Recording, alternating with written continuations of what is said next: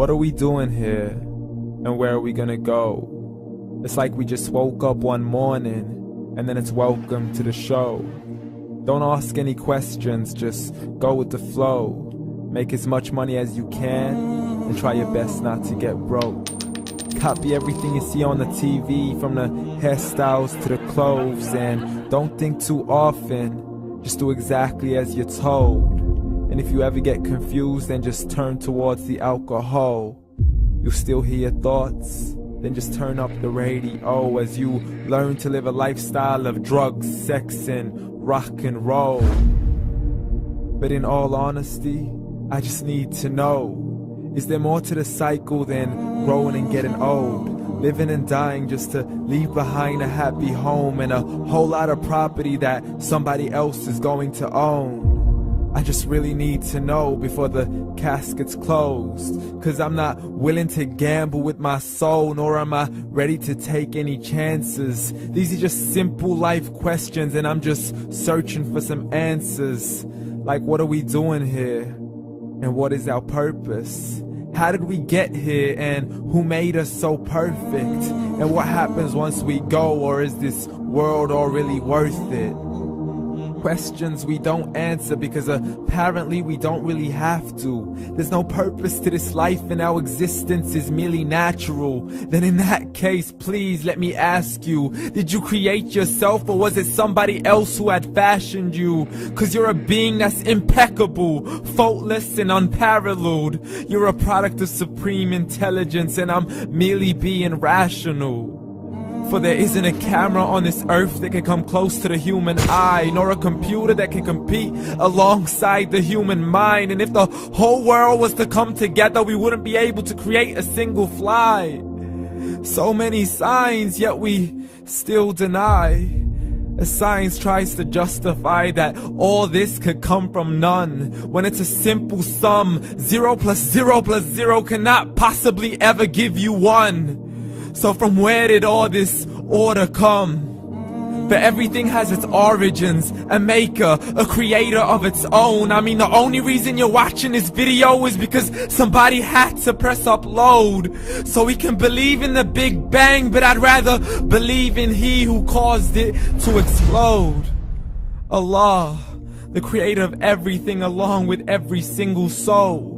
The ever-living, the master, the only one who is in control. Unlike his creation, beyond our imagination. And no, he's not a man, nor does he have any partners in association. He's on his own. And no, he did not ever leave us alone. Just like every manufacturer, he left us with an instruction manual. The Quran and Islam, and I'm sorry to jump to conclusions, but it's the only one possible. The only definition of God is the one and only supreme being. It's logical, a book with 0 contradictions, with miracles that are both scientific and historical, all revealed over 1400 years ago. Like the detailed description of the human embryo. The descriptions of the human embryo in the Quran cannot be based on scientific knowledge in the 7th century. To the mountains as pegs holding firm the earth below, and the 2 seas that don't mix in a complete separate flow. To the planets in orbit, alternating night and day as they stay in flow. The expansion of the universe and the creation of everything from H2O. To the stories of the past and the preservation of Pharaoh. To identifying the lowest point in the land where Persia defeated Rome.